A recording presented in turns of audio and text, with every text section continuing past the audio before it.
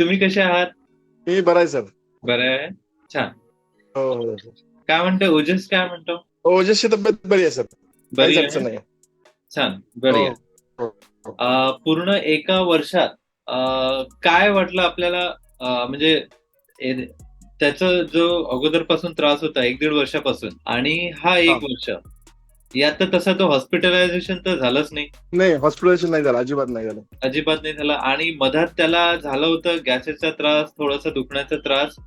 आणि मला वाटतं आपण औषध दिली आणि लगेच दुसऱ्या दिवशी, तिसऱ्या दिवशी पासून कमी झाला. फरक झाला, लगेच लगेच फरक पडला, काही अडचण नाही आला. हा, काही अडचण नाही आली. बरोबर. बाकी त्याचं आता वजन किती आहे? वजन 56 किलो आहे सर. 56 kg आहे. ठीक आहे. ओके. आपल्याकडे जेव्हा वेट केलं होतं तेव्हा 52 होतं. हो हो. हा. आणि आता 56 आहे. आता 56 आहे. ग्रेट. ठीक आहे. पेन पण नाही. छाले वगैरे व्हायचे, ऍसिडिटी वगैरे व्हायचं, ते आता नाही आहे ना?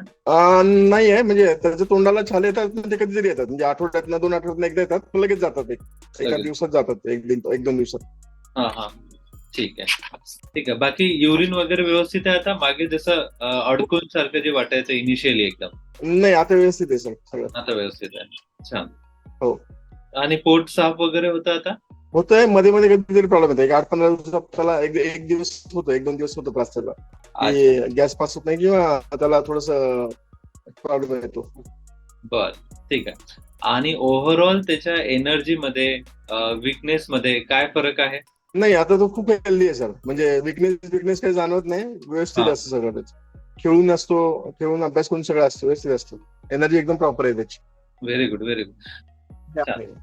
हो. आणि आपण जेव्हा बोललो होतो तेव्हा हा. ग्रास्पिंग पॉवर पण त्याचं थोडंसं कमी होता.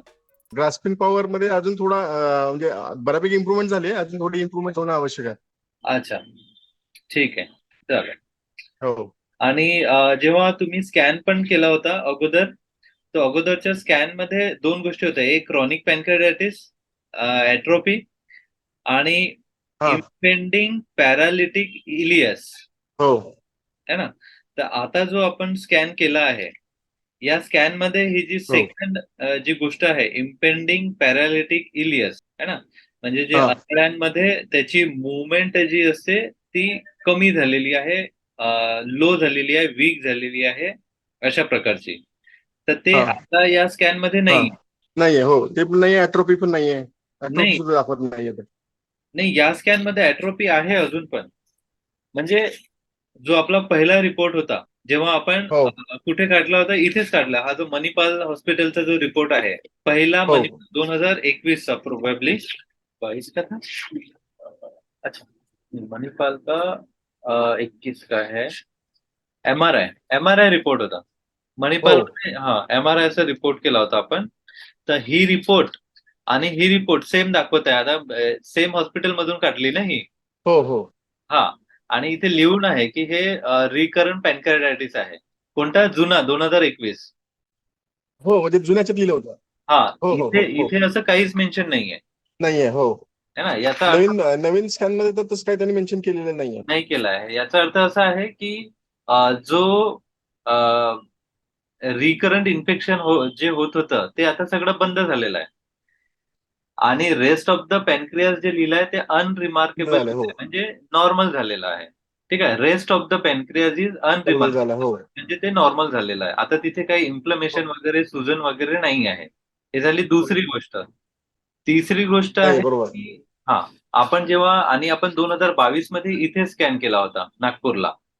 तर हो त्या हो स्कॅन हो मध्ये हो. लिहिलं, त्या स्कॅन मध्ये, त्या स्कॅन नुसार असं होतं की पॅनक्रियाज हा संपूर्णपणे ऍट्रोपी आहे. पॅनक्रियाज शोज ऍट्रोपी असं लिहिलेलं आहे.